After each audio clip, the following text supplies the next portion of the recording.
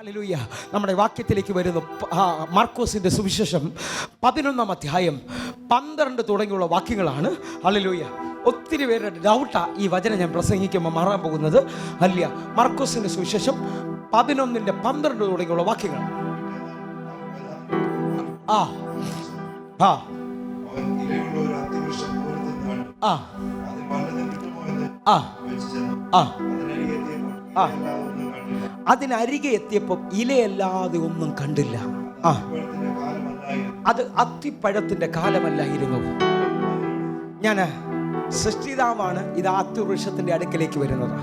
അവിടെ എഴുതിയിരിക്കുന്നു, അവന് വിശന്നു.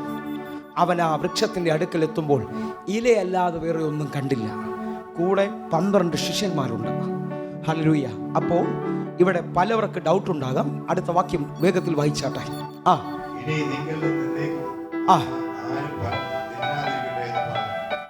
ആരും ഹല്ലേലൂയ. ഇവിടെ 2 പദങ്ങൾ ശ്രദ്ധിക്കണം. യേശു അത്തിവൃക്ഷത്തിന്റെ അടുക്കൽ വന്നു. യേശു ആ ഇലയല്ലാതെ വേറെ ഒന്നും കാണാത്തത് കൊണ്ട് അത്തിവൃക്ഷത്തെ നോക്കിയിട്ട് പറഞ്ഞു, ഇനി നിന്നിൽ നിന്ന് വേറെ ആര് ഫലം അത് കഴിക്കാതിരിക്കട്ടെ എന്ന് പറഞ്ഞു. ഹല്ലേലൂയ. അടുത്ത വാക്യം എഴുതിയിരിക്കുകയാണ്, ഇത് ശിഷ്യന്മാർ കേട്ടു. ഞാൻ നാളുകൾ കർത്താവിനോട് ചോദിച്ചിട്ടുണ്ട്, കർത്താവേ, അങ്ങ് ആരെയും വേദനിപ്പിക്കാത്ത ആളാ, അങ്ങ് ആരെയും ഹല്ലേലൂയ നോവിക്കാത്ത ആളാണ്. എന്തുകൊണ്ടാണ് ഈ അത്തിവൃക്ഷത്തിനോട് അങ്ങ് ഇത് ചെയ്തത്? ഇതിൻ്റെ താഴോട്ടുള്ള വാക്യങ്ങൾ ഈ ഭാഗത്തോട് ചേർന്നതല്ല. എന്നാൽ ഹല്ലേലൂയ അതിനകത്ത് 2 പദങ്ങളുണ്ട്. ഒത്തിരി പേര് ഇതിന് ഇന്നും ആൻസറില്ലാതെ നിൽപ്പുണ്ട്. ഒന്ന്, അത്തിപ്പഴത്തിൻ്റെ കാലമല്ല, സീസൺ അല്ലായിരുന്നു. 2, ശിഷ്യന്മാർ അത് കേട്ടു. ഒത്തിരി പേര് ചോദിക്കാറുണ്ട്, യേശു അറിയാതെയാണോ ഇത് ചെയ്തത്? ഒത്തിരി പേര് ചോദിക്കുന്നു, യേശു ശപിക്കുന്നയാളാണോ? ഒത്തിരി പേര് ചോദിക്കുന്നു, യേശുവിന് ഇതൊന്നും അറിയത്തില്ലേ എന്ന്. എത്ര പേർക്കറിയാം യേശു സൃഷ്ടിതാവാണെന്ന്? സൃഷ്ടിതാവായ ദൈവം എന്തുകൊണ്ട് അത്തിവൃക്ഷത്തെ ശപിച്ചു? ഇനി നിന്നിൽ നിന്ന് ആരും ഫലം കഴിക്കരുതെന്ന് പറഞ്ഞു. അവിടെ ഒന്ന് വ്യക്തമായി എഴുതിയിട്ടുണ്ട്, അത് അത്തിവൃക്ഷത്തിന്റെ സീസൺ അല്ലായിരുന്നു. അമ്മയുടെ ഉദരത്തിൽ ഉരുവാകുന്നതിന് മുമ്പ് പേർ ചൊല്ലി വിളിച്ചവൻ അതിൻ്റെ അടുക്കൽ വരുമ്പോഴേ യേശുവിനറിയാം അതിനകത്ത് ഫലമില്ലെന്നുള്ളത്. പക്ഷേ ശിഷ്യന്മാർ അത് കാണേണ്ടതിനും അത് കേൾക്കേണ്ടതിനും വേണ്ടിയാണ് അത് ചെയ്യുന്നത്. അത് മനസ്സിലാകണമെങ്കിൽ 20-ാമത്തെ വാക്യം തുടങ്ങി വരണം. 20-ാമത്തെ വാക്യം. അടുത്ത ദിവസം രാവിലെ അവർ കടന്നു പോകുമ്പോൾ അത്തിവൃക്ഷം വേരോടെ ഉണങ്ങിപ്പോയത് കണ്ടു. അപ്പോൾ കൂടെ നിൽക്കുന്ന ശിഷ്യന്മാരിൽ ഒരുവനായ പത്രോസിന് ഓർമ്മ വന്നു, റബി, നീ അവിടെ വ്യക്തമായി എഴുതിയിരിക്കുന്നു, നീ ശപിച്ച ആ അത്തിവൃക്ഷം ഉണങ്ങിപ്പോയല്ലോ എന്നവൻ പറഞ്ഞു. അടുത്ത വാക്യം, യേശു അവരോട് ഉത്തരം പറഞ്ഞത്, ദൈവത്തിൽ വിശ്വാസമുള്ളവരായിരിപ്പിൻ. ഇതാണ് ഇന്നത്തെ എൻ്റെ പ്രസംഗ വിഷയം. ഒന്ന് കരമുയർത്തിയിട്ട് എല്ലാവരും ഈ വാക്യത്തെ സ്വീകരിക്കണം. ആരെങ്കിലും തൻ്റെ ഹൃദയത്തിൽ സംശയിക്കാതെ, അവിടെ 1-ാമത്തെ വരിയിടാമെങ്കിൽ ഇട്ടോണം, കരമുയർത്തിക്കോണം. തൻ്റെ ഹൃദയത്തിൽ സംശയിക്കാതെ താൻ പറയുന്നത്, ഒന്ന് പറയാമോ? താൻ പറയുന്നത് സംഭവിക്കുമെന്ന് വിശ്വസിച്ചുകൊണ്ട്. വിശ്വാസം എന്നുള്ളത്, വിശ്വാസം കൂടാതെ ആർക്കും ദൈവത്തെ പ്രസാദിപ്പിക്കാൻ കഴിയത്തില്ല. എന്നാൽ ഈ ഒറ്റ വാക്യത്തിൽ വിശ്വാസം എന്നുള്ളത് ഒറ്റ പദമായി കൊടുത്തിട്ട് താൻ പറയുന്നത് എന്ന് 3 പ്രാവശ്യം എഴുതിയിരിക്കുകയാണ്. പത്രോസിനോട് പറയുകയാണ്, താൻ ഹൃദയത്തിൽ ഒട്ടും സംശയിക്കാതെ താൻ പറയുന്നത് സംഭവിക്കുമെന്ന് ഹൃദയത്തിൽ വിശ്വസിച്ചുകൊണ്ട്. അടുത്ത വാക്യം അതിനോട് ചേർന്ന്, ഈ മലയോട് നീങ്ങി കടലിൽ പോകുക എന്ന് പറഞ്ഞാൽ, വീണ്ടും ആ ഒറ്റ വാക്യത്തിൽ തന്നെ പറഞ്ഞാൽ, അടുത്തത് വീണ്ടും പറയുക, അവൻ പറഞ്ഞതുപോലെ സംഭവിക്കും. ഹല്ലേലൂയ. ഒന്ന് വിശ്വസിച്ചുകൊണ്ട് പറയാമോ? ഇന്ന് ഈ ദൈവ സാന്നിധ്യത്തിൽ ഞാൻ പറയുന്നത് സംഭവിക്കാൻ പോവുക. വിശ്വസിക്കുന്ന ആരെങ്കിലും ഉണ്ടെങ്കിൽ ഞാൻ പറയുന്നത് സംഭവിക്കാൻ പോവുകയാ. നിങ്ങൾ വന്നതുപോലല്ല ഈ മിനിറ്റിൽ. ഹല്ലേലൂയ. വിശ്വസിച്ചുകൊണ്ട് പറഞ്ഞേ, ഞാൻ പഴയതുപോലല്ല ഈ മിനിറ്റിൽ. ഹല്ലേലൂയ. നിങ്ങളുടെ മുമ്പിൽ നിൽക്കുന്ന എന്തോത്തിനോട് പറയാൻ പറഞ്ഞതെന്നറിയാമോ? മലയോട്. ഹല്ലേലൂയ. ശിഷ്യന്മാർക്ക് ഇതുവരെ ബോധ്യമില്ലായിരുന്നു അവരെന്തെങ്കിലും പറഞ്ഞാൽ നടക്കുമെന്നുള്ളത്. ശിഷ്യന്മാരെ തെളിയിക്കുന്ന രീതിയിൽ ഒറ്റ വാക്കുകൊണ്ട് അവൻ അത്തിയെ ഉണക്കി കാണിച്ചിട്ട് പത്രോസിനോട് പറഞ്ഞു, ഹൃദയത്തിൽ ഡൗട്ടില്ലെങ്കിൽ പറഞ്ഞോ, ഇനി അത്തിയല്ല മാറാൻ പോകുന്നത്, നിന്റെ മുമ്പിൽ നിൽക്കുന്ന പ്രകൃതി നിന്റെ മുമ്പിൽ നിന്ന് മാറും, നിന്റെ മുമ്പിൽ നിൽക്കുന്ന മല നിന്റെ മുമ്പിൽ നിന്ന് മാറും. ഈ ആരാധനയ്ക്ക് വന്നിരിക്കുന്ന ഓരോരുത്തരും ആവേശത്തോടെ പറഞ്ഞ്, ഞാൻ വന്നതുപോലെയല്ല, ഇനി ആ രോഗത്തിന് എൻ്റെ മേളിൽ സ്ഥാനമില്ല, ആ പ്രശ്നത്തിന് എൻ്റെ മേളിൽ സ്ഥാനമില്ല, ആ കടബാധ്യതയ്ക്ക് എൻ്റെ മേളിൽ സ്ഥാനമില്ല. ഇപ്പോൾ ഈ അന്തരീക്ഷത്തിൽ ഞാൻ വിശ്വസിച്ചുകൊണ്ട് അതിനോട് പറയുക, എന്റെ ജീവിതത്തിൽ നിന്ന്, എന്റെ കുടുംബത്തിൽ നിന്ന്, എന്റെ മുമ്പിൽ നിന്ന് മാറുവാൻ. അത് വിശ്വസിക്കുന്ന ആരെങ്കിലും ഉണ്ടെങ്കിൽ കരങ്ങൾ ഉയർത്തി. മാറാൻ പറയുന്ന ആരെങ്കിലും ഉണ്ടോ ഇതിനകത്ത്? അവർ വിശ്വസിച്ചുകൊണ്ട് പറയാൻ തയ്യാറായാൽ ഇന്ന് നിങ്ങൾക്ക് വേണ്ടി അത്ഭുതങ്ങൾ സംഭവിക്കാൻ തുടങ്ങും. സദൃശവാക്യം 18-ാം അധ്യായം അതിൻ്റെ 20-21 വാക്യങ്ങൾ വേഗത്തിൽ ഈ സത്യമാണ് നിങ്ങളെ സ്വതന്ത്രരാക്കാൻ പോകുന്നത്. ഹല്ലേലൂയ. വേഗത്തിൽ സദൃശവാക്യം.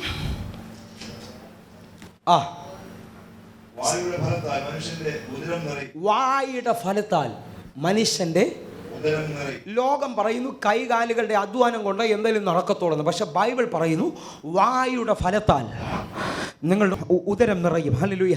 ഒന്ന് കരമുയർത്തിയിട്ട് പറയാമോ? ഇന്നു മുതൽ ഞാൻ അനുഗ്രഹത്തിൻ്റെ വാക്കുകൾ പറയും. ഇന്നു മുതൽ, കാരണം എനിക്കറിയാം ഞാൻ പറഞ്ഞാൽ നടക്കുമെന്നുള്ളത്. ഹല്ലേലൂയ. ഇന്ന് ഹല്ലേലൂയ വിശ്വാസത്തിൻ്റെ വാക്കിൽ ഈ വചനം കേട്ടുകൊണ്ടിരിക്കുമ്പോൾ ഇതിനകത്തൊരു 100 മേനി വിളവ് സംഭവിക്കാൻ പോവുകയാണ്. വിശ്വസിച്ചുകൊണ്ട് പറഞ്ഞേ, അതരത്തിൻ്റെ വിളവ് കൊണ്ട് ഉദരം നിറയാൻ പോവുകയാണ്. ഇന്ന് എത്ര പേർ വിശ്വസിക്കുന്നു എനിക്ക് വേണ്ടി ചിലത് ഇപ്പോൾ സംഭവിക്കാൻ തുടങ്ങും? ആ കരങ്ങൾ ഉയർത്തിപ്പിടിച്ച് നന്ദി. ഹല്ലേലൂയ. അടുത്ത വാക്യം കൂടെ. അതരങ്ങളുടെ വിളവ് കൊണ്ട് അവന് തൃപ്തി വരും എന്ന് പറഞ്ഞാൽ, തൃപ്തി വരുമെന്ന് പറഞ്ഞാൽ അല്ലെങ്കിൽ യേശു പുതിയ നിയമത്തിൽ അപ്പം വർദ്ധിപ്പിച്ച് അവരെ എല്ലാവരും ഭക്ഷിച്ച് അവിടെ തൃപ്തരായി എന്ന് പറയുക. തൃപ്തി എപ്പോഴാണ് വരുന്നതെന്ന് അറിയാമോ? അയ്യോ കർത്താവ്, ഇനി അത് കിട്ടിയില്ലല്ലോ, ഇനി അത് നടന്നില്ലല്ലോ എന്ന് പറയുന്നതല്ല തൃപ്തി.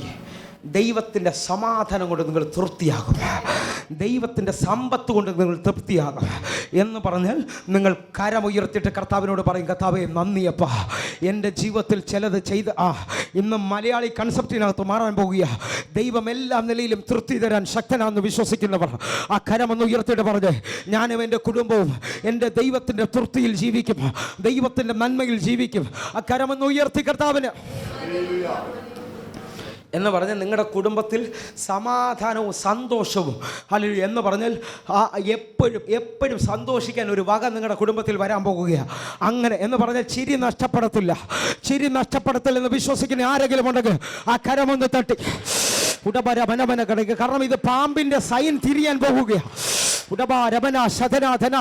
ഏതോ സംഘടന പറഞ്ഞു എന്നും പോരാട്ടമാണെന്ന്, എന്നും പ്രതികൂലമാണെന്ന്.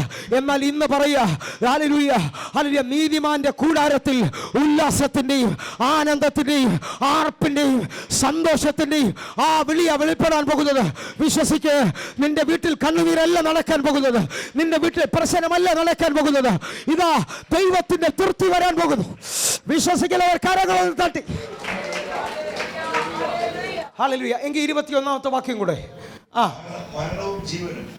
ഇത് നമ്മുടെ നാവിലായിരിക്കുന്നത്. മരണവും ജീവനും നാവിന്റെ അധികാരത്തിൽ ഇരിക്കുന്നു, അതിലിഷ്ടപ്പെടുന്നവർ. ഒന്ന് കൈ അടുത്തിരിക്കുന്നവർക്ക് കൈ എടുത്തിട്ട് പറഞ്ഞേ, നന്മ ഇഷ്ടപ്പെട്ടാട്ടെ. നന്മ ഇഷ്ടപ്പെടുന്നവർക്ക് ഒന്ന് ബലമോട്. മലയാളികൾ പെട്ടെന്ന് കൈ കൊടുത്തിട്ട് മാറിപ്പോവും. ഹല്ലേലൂയ. എന്നാൽ ഇന്ന് നമ്മൾ ഒരു രാജ്യത്തിൻ്റെ നന്മ അനുഭവിക്കാൻ പോകുക. ആ കരങ്ങളൊന്ന് സ്വർഗത്തിൽ ഒന്നിനും കുറവില്ല പ്രിയരെ. ആ സ്വർഗമായി ഇതിനകത്ത് മൂടി നിൽക്കുന്നത്. ദൈവരാജ്യം എന്താണെന്ന് മനസ്സിലാകാൻ തുടങ്ങിയതോടെ എനിക്കിത് പിടികിട്ടാൻ തുടങ്ങിയത്.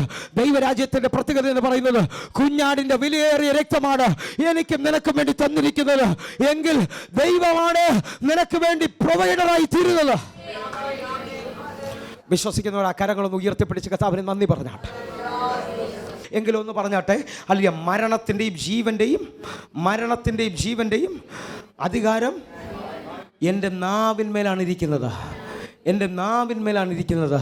ഒന്ന് പറഞ്ഞാട്ടെ, ഞാൻ നന്മ ആഗ്രഹിക്കുന്നു, ഞാൻ ജീവൻ ആഗ്രഹിക്കുന്നു. ഒന്ന് കരമുയർത്തിയിട്ട് പറഞ്ഞ, യേശുവിൻ്റെ ജീവന് വേണ്ടി ഞാൻ ആഗ്രഹിക്കുകയാണ്. ആ ജീവനാണ് എനിക്ക് വേണ്ടി തന്നിരിക്കുന്നത്. ആ ജീവൻ്റെ സമൃദ്ധി എൻ്റെ മേളിലേക്ക് വരട്ടെ. Hallelujah, hallelujah. എങ്കിൽ ഈ നന്മ നിങ്ങൾക്ക് അനുഭവിക്കാൻ പറ്റും, ഈ വിടുതൽ നിങ്ങൾക്ക് അനുഭവിക്കാൻ പറ്റും. ഞാൻ ഒന്നുകൂടെ പറഞ്ഞോട്ടെ. ഹല്ലേലൂയ. വിശ്വസിച്ചുകൊണ്ട് പറഞ്ഞാൽ മാറുമെന്ന് നമ്മൾ കേട്ടു. ഹല്ലേലൂയ. ഹൃദയത്തിൽ ഒട്ടും ഡൗട്ടില്ലാതെ വിശ്വസിച്ചുകൊണ്ട് പറഞ്ഞാൽ നീ പറയുന്നത് സംഭവിക്കുമെന്ന് ആദ്യത്തെ വാക്യം നമ്മൾ കേട്ടു. പിന്നെയും അടുത്ത വാക്യം സദൃശകാരം പറഞ്ഞു. ഈ വായുടെ ഫലത്താൽ ഉദരം നിറയുമെന്ന് പറഞ്ഞു.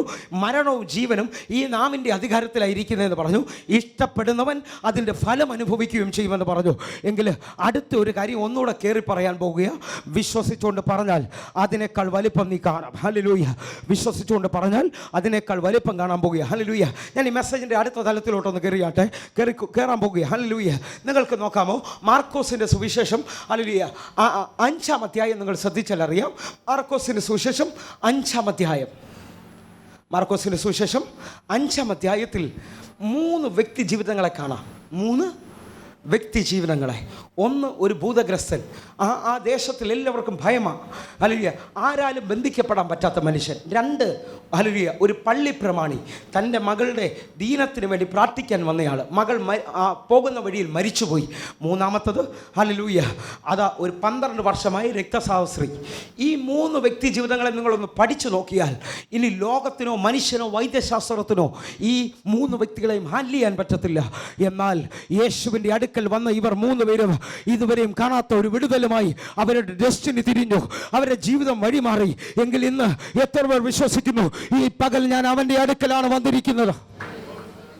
അവൻ്റെ അടുക്കൽ വന്ന ആരും ലജ്ജിച്ചു പോകത്തില്ല. ഒന്ന് കരമുയർത്തിട്ട് പറയൂ, ഞാൻ അവൻ്റെ അടുക്കലാണ് വന്നത്. ഇതിനകത്ത് എല്ലാം പറയാൻ എനിക്ക് സമയമില്ല. അതിനകത്ത് 12 വർഷമായി രക്തസ്രാവസ്ത്രീയെ മാത്രം ഞാൻ എടുക്കുകയാണ്. ഹല്ലേലൂയ. 5:25 തുടങ്ങിയുള്ള വാക്യങ്ങൾ ഒന്ന് വായിച്ചാട്ടെ.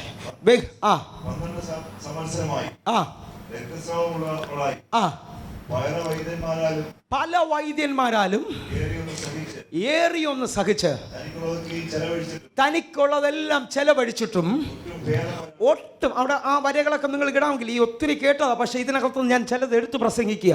ഒട്ടും ഭേദം വന്നില്ല. അടുത്ത വരി, ഏറ്റവും പരവശയായി ഒരു സ്ത്രീ. അപ്പം ഇവിടുത്തെ ഇത്രയും തൊട്ടു മുമ്പുള്ള വാക്കുകൾ എന്ന് പറഞ്ഞാൽ 12 വർഷമായി രക്തസ്രാവമുള്ളവർ. മെഡിക്കൽ സയൻസ് അറിയുന്നവർക്കറിയാം. ഹല്ലേലൂയ.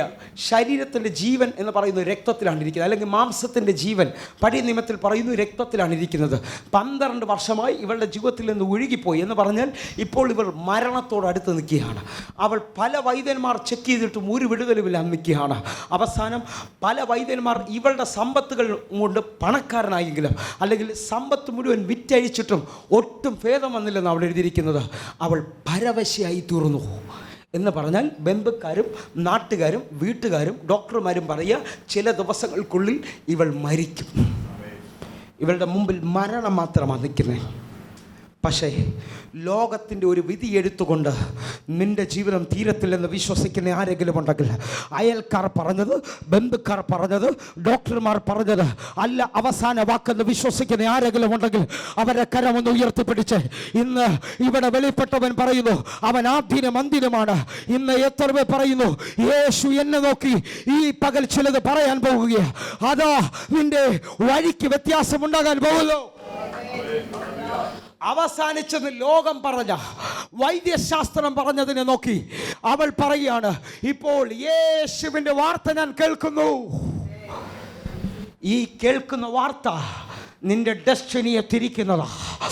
ഈ കേൾക്കുന്ന വാർത്ത നിന്റെ കുടുംബജീവിതത്തെ തിരിക്കുന്നതാ.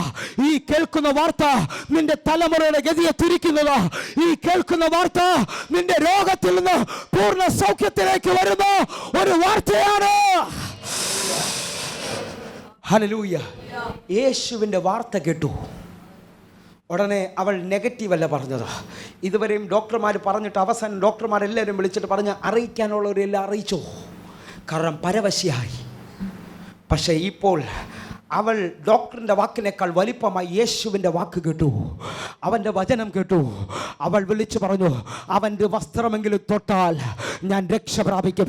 എത്ര പറയും, ഇതെൻ്റെ രക്ഷയുടെ ദിവസമാണ്, ഇതെൻ്റെ വിടുതലിൻ്റെ ദിവസമാണ്. പറകില്ലവരെ, എൻ്റെ വിടുതലിൻ്റെ ദിവസമാണ് വിശ്വസിക്കുന്ന ആരെങ്കിലും ഉണ്ടെങ്കിൽ അവരുടെ കരങ്ങൾ ഉയർത്തിപ്പിടിച്ച്, എൻ്റെ തലമുറയും ഞാൻ ഒരു വിടുതലിലേക്ക് വരാൻ പോകുന്നു വിശ്വസിക്കുന്നവർ. ഓ ഹല്ലേലൂയ. ഈ കേൾക്കുന്ന വാർത്ത നീ വീട്ടിൽ ചെല്ലുന്നതിന് മുമ്പേ നിനക്ക് വഴി തുറക്കുന്നതാണ്. അപ്പം അവൾ വിശ്വാസത്തിൻ്റെ വാക്ക് കേൾക്കുകയാണ്. വിശ്വാസം എങ്ങനെ വരുന്നതെന്ന് അറിയാമോ? ഹല്ലേലൂയ. റോമാലേഖനം 10-ാം അധ്യായം അതിൻ്റെ 17-ാമത്തെ വാക്യം, വിശ്വാസം കേൾവിയാലും കേൾവി ക്രിസ്തുവിൻ്റെ വചനത്താലും വരികയാണ്. എങ്ങനെയാണ് വിശ്വാസം വരുന്നത്? ഹല്ലേലൂയ. വിശ്വാസം കേൾവിയിലാണ് വരുന്നത്. ഇന്ന് നിങ്ങൾ കേട്ടുകൊണ്ടിരിക്കുന്ന വചനം നിങ്ങളുടെ വിശ്വാസത്തെ എഴുന്നേൽപ്പിക്കും. വിശ്വാസം ഹല്ലേലൂയ ക്രിസ്തുവിൻ്റെ വചനത്താൽ വരികയാണ്. ഹല്ലേലൂയ. ഹല്ലേലൂയ.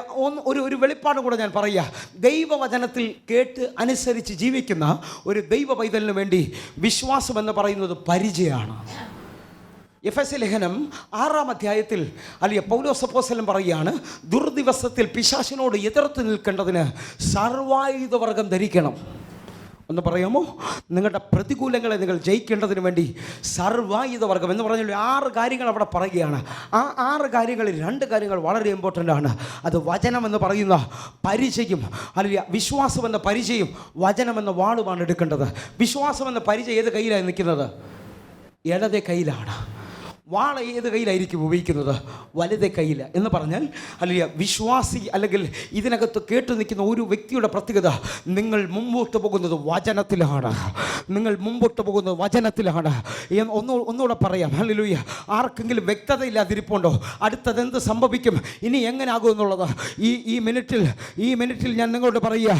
എൻ്റെ ഇന്നലകളെ ഇന്നും അല്ലെങ്കിൽ എൻ്റെ വരുന്ന മണിക്കൂറുകളും അറിയാവുന്നവനെ ഞാൻ സ്തുതിക്കുന്നത്. എനിക്കും നിങ്ങൾക്കും ശത്രുക്കൾക്കും അയൽക്കാർക്കും പിശാചിനും അറിയാവുന്നത് ഇന്നലകളും ഇന്നത്തത് മാത്രമാണ്.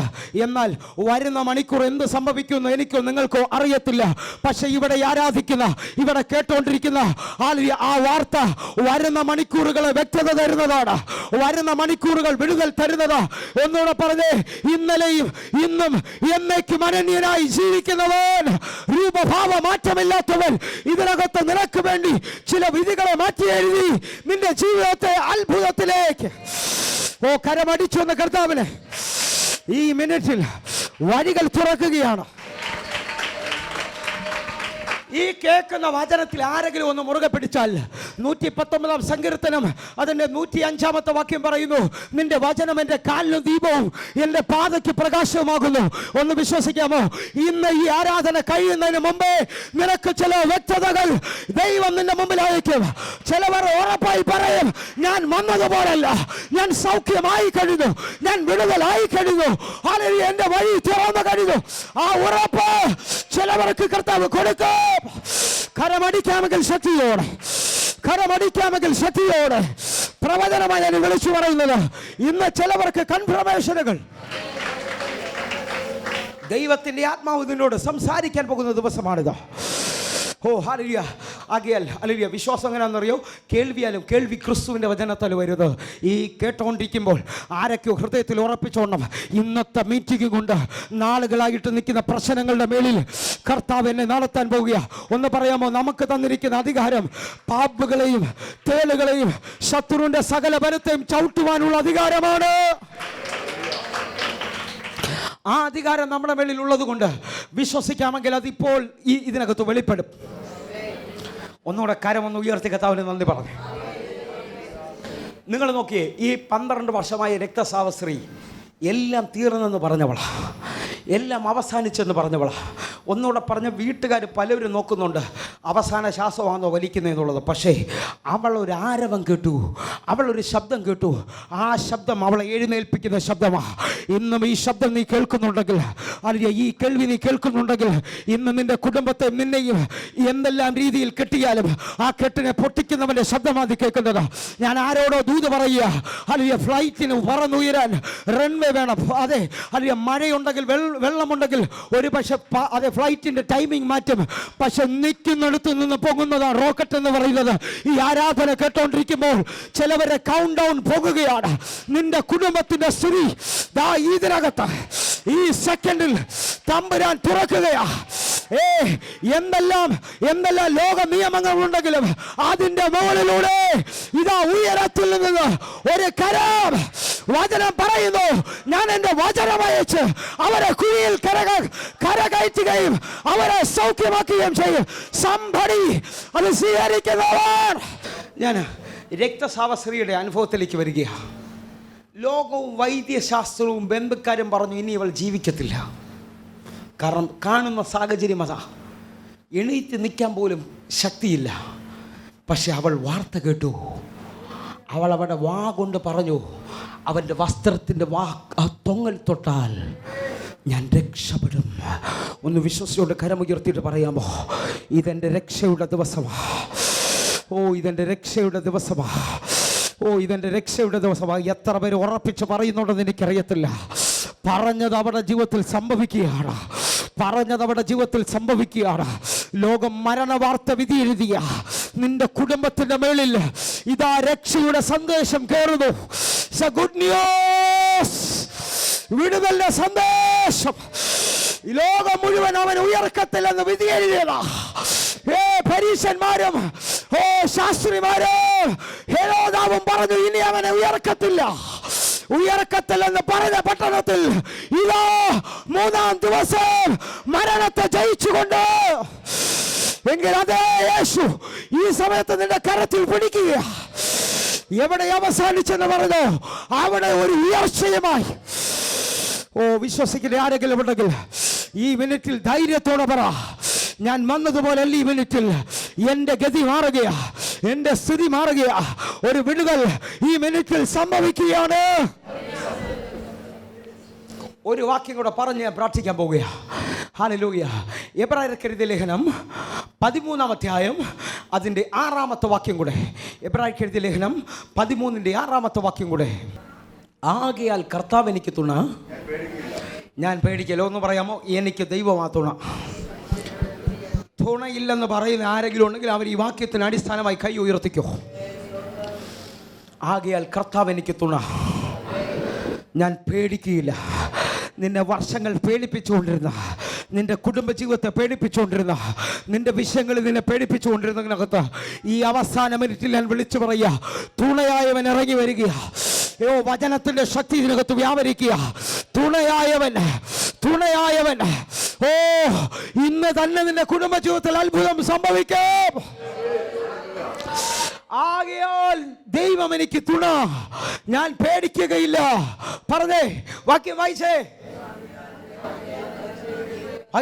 വാക്യം. ആകയാൽ കർത്താവ് എനിക്ക് തുണ, ഞാൻ പേടിക്കുകയില്ല. മനുഷ്യൻ എന്നോട് എന്ത് ചെയ്യും എന്ന് നമുക്ക് ധൈര്യത്തോടെ പറയാം. ഒന്ന് പറയാമോ? ഇനി ആ ബാങ്കിലെ പേപ്പർ നിന്റെ ജീവിതത്തിൽ വരത്തില്ല. ഇനി ആ കടക്കാർ നിന്റെ ജീവിതത്തിൽ വരത്തില്ല. ഇനി ആ വസ്തുവിന്റെ പ്രോബ്ലം വരത്തില്ല. ഇനി ആ ജോലിയുടെ പ്രോബ്ലം വരത്തില്ല. ധൈര്യത്തോടെ പറയുക, ദൈവം തുണയാകാൻ പോകുന്നു.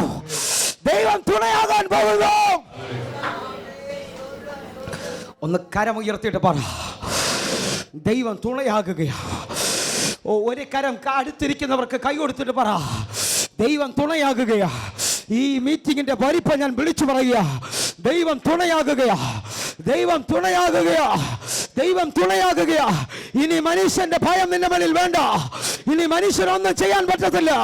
ഇതോ ഈ പട്ടണത്തിൽ കാഹളത്തോടെ ഞങ്ങൾ വിളിച്ചു പറയുന്നു, ഇതാ മതിൽ വീഴുകയാണ്. വിശ്വസിക്കുന്നവർ കരകളൊന്ന് തട്ടി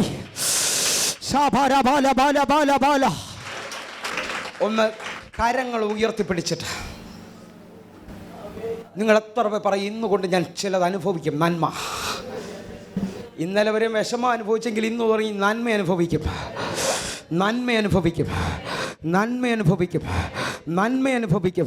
വിശ്വസിക്കുന്നവർ കരമുയർത്തി എന്ന് പറ, നന്മ അനുഭവിക്കും.